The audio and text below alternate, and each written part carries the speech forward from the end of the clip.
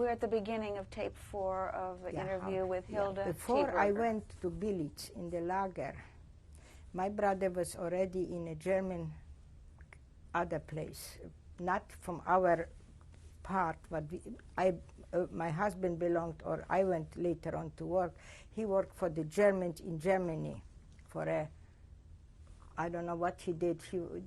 They took out, I think, trees when they made the streets, the Autobahn in Germany. So they had to go to the forests and take out trees with everything from the ground to straighten out the roads.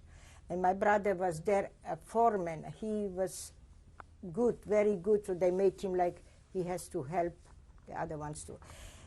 So they had a cable what they put on the tree to dig it out from the ground, you know, the trees. There was maybe, I don't know how many people in one group, men.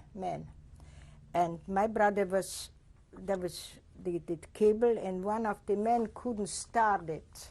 So they came to my brother and asked him if he would go and help him to start that cable to start the motor or something. And when he started the cable, it backed up and cut him, broke his hand. So they sent him from that lager to Sosnowiec in the hospital, from there. And they made him an X-ray, probably in Sosnowiec in the hospital, because in Benjin was no hospital. In Sosnowiec was a hospital. That was the other ghetto there. And they sent him home. Where did he go? To my place where I lived. Yes, so now I'd like to ask you about, since we know about Eric, where he was with you. Tell us about your other sibling, Anna. Anna was in Berlin the whole time, and she worked for the Siemenswerke in Berlin. And she wrote to me in 42, I think it was or February or March. And she sent me a card, a postcard, and it says, the stamp on the postcard was Breslau, what was between Berlin and Auschwitz, halfway, but still in Germany. And it was from the train station. The train, she probably threw it in the train postcast, but was probably by the locomotive or something, a box. And she said, in German, she wrote to me, "We are going in your neighborhood. Please help us." I was in Poland by Auschwitz there, you know, not in Auschwitz, in Billitz, but very close to Auschwitz. And she knew, because we had contact. That cousin who lives here then, she was that time home too, but she wasn't home when they came to pick them up. So she wrote in the train a card and sent it to me, and I got it in the lager because she knew where I was. And it says, "Help us, we're going in your neighborhood. Help us."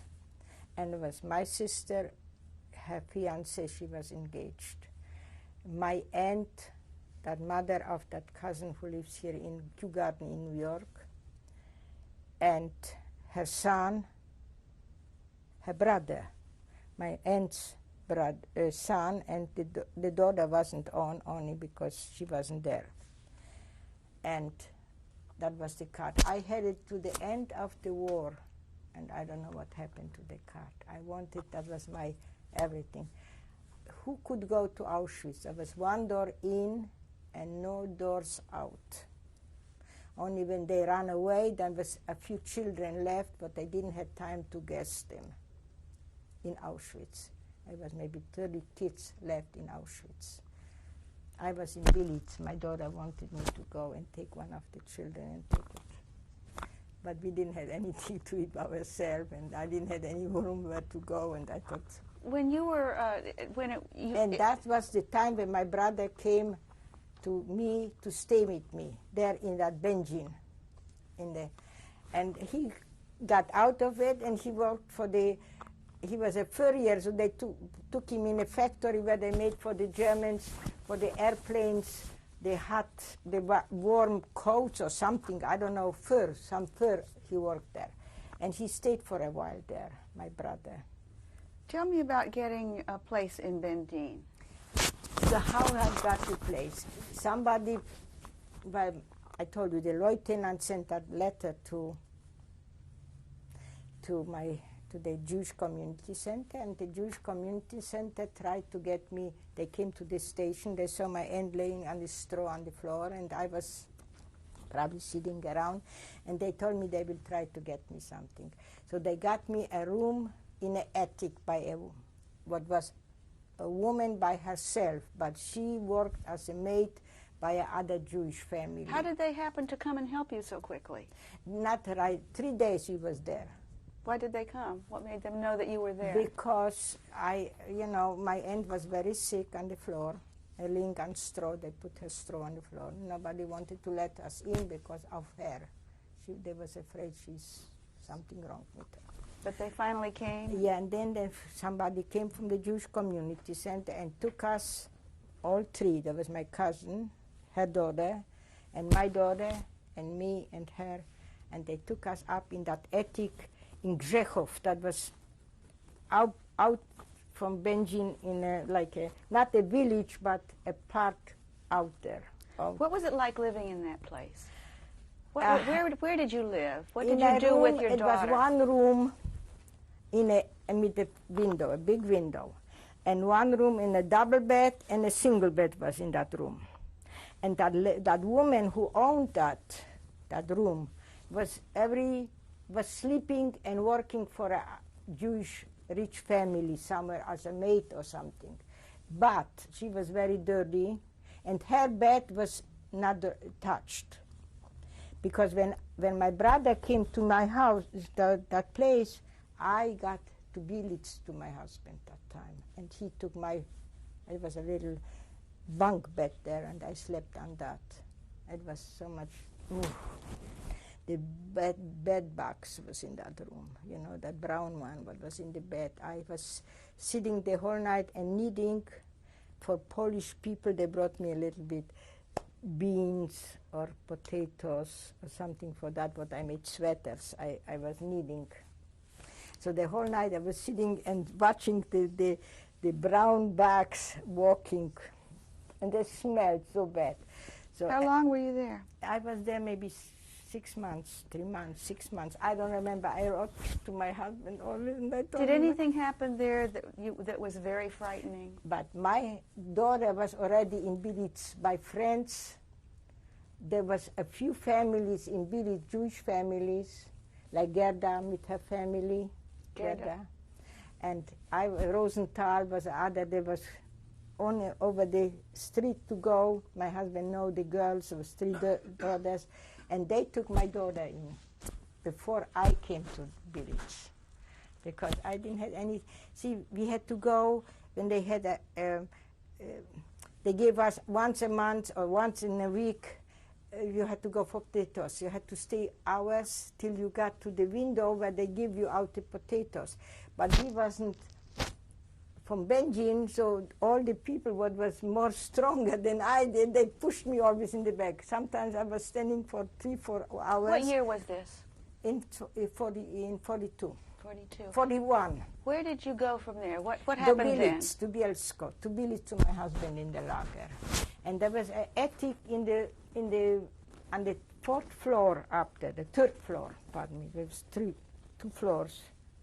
There was one on the bottom where the boys slept, and then was the 2nd, and I was on the 3rd floor. And I had no windows in that attic there, only a light in the ceiling. And then there was a little door, and there was like a pantry there, dark one.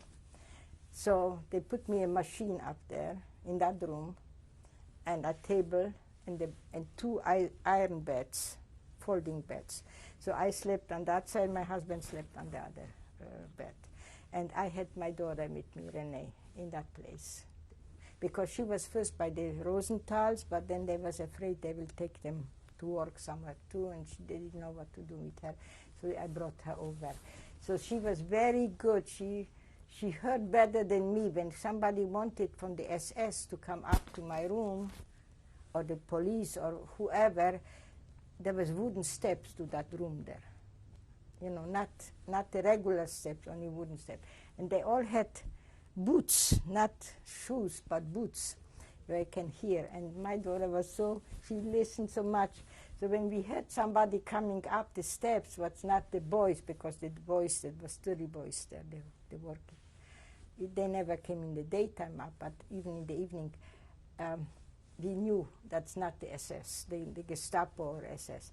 So I was hiding her, or in a corner and covered her with dirty clothes, or under the bed.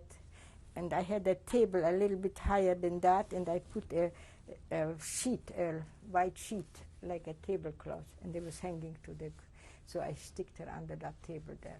And she was like a mouse. She didn't, and if I didn't have more time, then I put her on in that attic there, in that pantry there. There was a little party. How long did she have to stay like that, and why did you have to put her there? Because somebody came to my room from the Gestapo. Who came? From police or the Gestapo or from the SS men. What did they do? They would see my child. That they wouldn't. They would. What probably, did they do? They would probably take her. Did they come in your room? Sure, they came to me. They brought me work. I was sewing for the SS. So they came. I made some slacks for them. I made jackets for them. Whatever they wanted, I made. So they came and they brought you things? That was in Billitz. Yes. That was not all. So I worked there till they took them all to Germany. Lindner, what was at SS in Sosnowitz, he asked for all the 500 men what the Bautrupp had. That was the Bautrupp, Zeibusch. They wanted them to Germany for other places. So my husband had to go, and I ran away with Renee, and I went to a Polish woman who was a maid by my in-laws one time as a girl before she got married. She was a maid by them, and she lived in Billitz. And she took me in with Renee, and she put me, and she was in a big Jewish building where only the German lives then, that was from Jewish people, that building, very rich people what had a big building.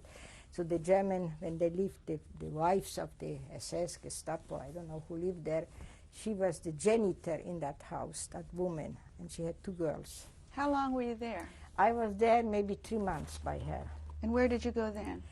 And before my husband left the lager, there was a bakery across the lager, and they delivered bread and everything to us in the lager for us too, sometimes. And she was good to my husband, and my husband told her that I will probably run away. If they liquidate that lager in Billitz, I cannot go because I have my daughter. If she would help me with bread or something, then I will be hiding somewhere. And she said yes. So I ran away that night before they took all the 30 people from our lager, from that group what I had, they took them to Germany. My husband too, and all other ones. And I ran to this woman, and she took me in. And if somebody came for the keys from the where they wash the clothes in that laundry room there, she was in charge of the laundry room. Do you remember her name by chance? Yeah, she was Grazda. Her name was Grazda. She was Maria Grazda. She was a maid by my in-laws before. Could you spell it just in your own way? Grazda. Gradza.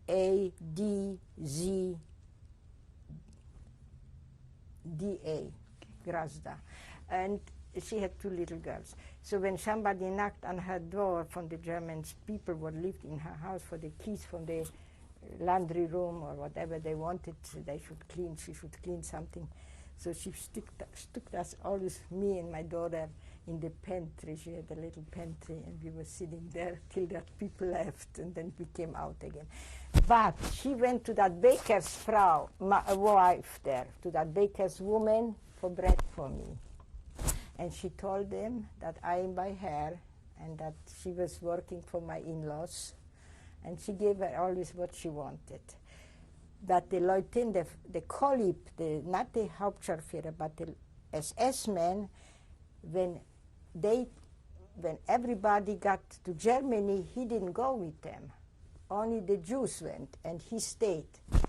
And he went to that baker's woman there that time, and he asked if he doesn't know where I am. How did he know you? Because he was good to my husband too. And my husband told him he will give him everything what he wants, but he should let me go. And he said he can't because we are 30 people or 32 people in that, and he has to give them 32 people. But God help, that girl what works in the kitchen, the night before her sister came and begged her if she can stay by us there. So he said, yeah, let her go. The SS man said, the Hauptscharführer, the top of us, let her go, and after 32, I will have her sister as a number. You know, they didn't ask for the names probably, or maybe they did, I don't know. But they needed 32 people from our place because they took all the other two, from the little ones too. And me, when I heard from that baker's woman that he was asking for me, I went to him. He was in Bistra, that was in the mountain, and he had a villa there from Jewish people, what he was living there, and his wife. And this man's name again was? He was Kolib, Mr. Kolib. How would you spell that? C-O-L-B-E, Kolib, no, E-B. And he was an SS man? And he was a Hauptscharführer from the SS, because our good lieutenant, they threw him out, and they took him in because somebody reported that then the lieutenant is good to the Jews, and they didn't like it. So they took him out, and they put this SS. Kolib. But his wife needed me too. So so when I went up and told him that I am by somebody, because he knew that I ran away, my husband asked him. He gave him everything he got. He had a watch, my husband, he gave it to him. Everything because he wanted me not to go to Germany because I didn't know what to do with the child. If I wouldn't have the child, I would go, but I was afraid to go. So I went to him, and he asked me, where is your child? And I said, I have him by a woman. He said, bring her here too, and come back to me. And I will get all the men back to me.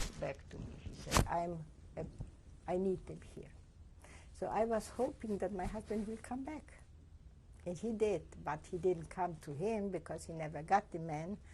But he came, he ran away. And that is the other article, because we had a friend who ran away before my husband did, and he told the SS that he's from Greek and he was false taken as a Jew, and he's not a Jew. How long did you stay with Mr. Kolib? With Mr. Kolib, I stayed, that later on I got to him. I think it was probably 43 till 44. What happened then? Where did you go from Why there? I went back from Mr. Kolib, because he had a fight with a lieutenant, and they were shooting each other, the two, what was before and then after. And they didn't kill anybody between them, but Mr. Kolib had to go to Auschwitz for 2 weeks to work as a penalty.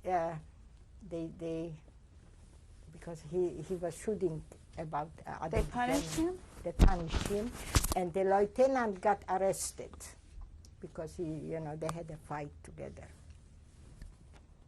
So when he was in that Auschwitz, Mr. Kolib,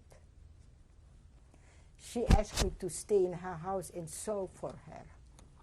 So I went up to sew for her, and when I was sewing for her, somebody called her from Katowice, what was the main office from that 500 Jews before, when we was together, 500 what was working for the Ansiedlungsstab for that, called her and told her that 5 of our boys what was still with Kolib together, but ran away from other places in Katowice, and they took them to Auschwitz in the lager. When she heard that, she came to me to the machine and she said, you know what, you have to go and hide somewhere, because they picked up the Jews in Katowice and now probably they will come for you, because they had 5 people there too. Me, other girl, and 3 men. So where did you go? And I went back to Billitz from there, and we had a friend, a Jewish man who had Irish papers, and he was hiding by a Polish woman in her house in Billitz. But Saturday, Sunday, her husband came from work home. The whole week he was gone somewhere on work, that woman, and she had an apartment. And she worked for a German doctor as a maid. And the German doctor was sent somewhere to Germany in a hospital or something to work. So the wife with one of the kids went to visit with him in Germany somewhere. I never saw her, and I don't know who she was. But they had 5 rooms. And that woman, what was the maid there, was staying in that 5 rooms through the time the boss, the woman, was by her husband. My friend, what had the Polish papers, his name was not Gutman, he was I don't remember, Polish name, and a different name, and papers that he is that and that. And he stayed in that maid's apartment. But Saturday, Sunday, when her husband came home to that maid house, he was in Germany working somewhere. He was a Polish man, not a Jew. He had to go out of the apartment, that Polish man, because she didn't want the husband should know. When did you leave? Where I lived that time? No, when did you leave that place? Well, I stayed with that Kolibs, I told you, that was in Bistra, not in Billitz, Bistra, that was in the mountain. Because when Mr. Kolib was in Auschwitz, not arrested, but he was working there, she came out to me to the machine and she said, you know what, they picked up the 5 Jews in Katowice and now they're coming for you. So we ran away. But where did I go? I went in that apartment to that man who was hiding by that Polish woman. It's complicated to understand. Very complicated. Very complicated. Well, he was there the whole week, that Jewish man that had Polish paper. His name was Gutman. Got the first name. But Saturday, Sunday, he came to that maid in her apartment by the doctor when that lady was gone, that boss of, and she had a little boy, 2 years old, in that apartment with her. Not in her apartment, only in the doctor's apartment. So he could stay in her apartment by himself. So we ran to him in the apartment because Saturday, Sunday, sometimes he came to us. So when did you leave that place? So we went there and she told us that the lady left and we can come to the doctor's apartment and hide there.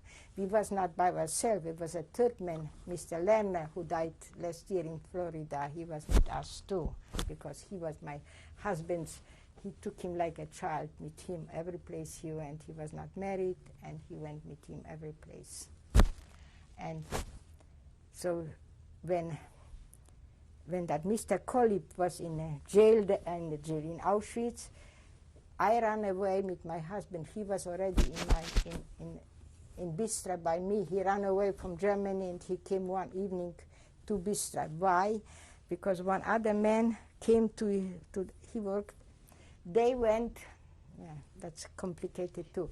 They was in a lager, but every day was 10, 11 men went with Wache, with police or soldiers or whatever it was, to a place where they made autos from gas to and water or something. They didn't have enough gasoline for the cars, so they had to redo the machines. I don't know what they did for water or something. So my husband with that friend was in that group, and every day in the morning, 5 o'clock in the morning, the Gestapo or the police, whatever they was there, took them to that factory where the place where they remodeled the cars.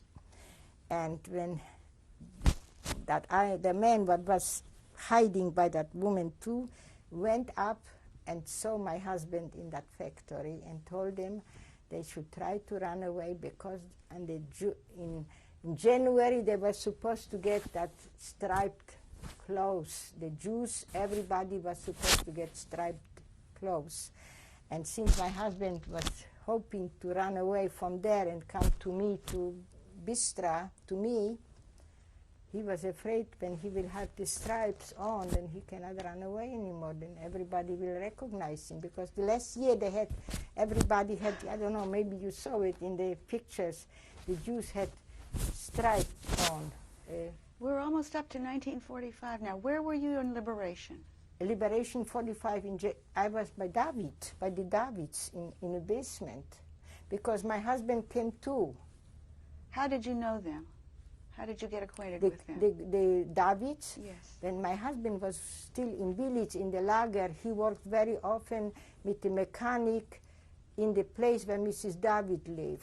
They had to go work. My husband was handy, could do everything. I don't know. Could you tell me about the Davids? What kind of people were they? There was wonderful people. He was more Russian, not Russian, communist.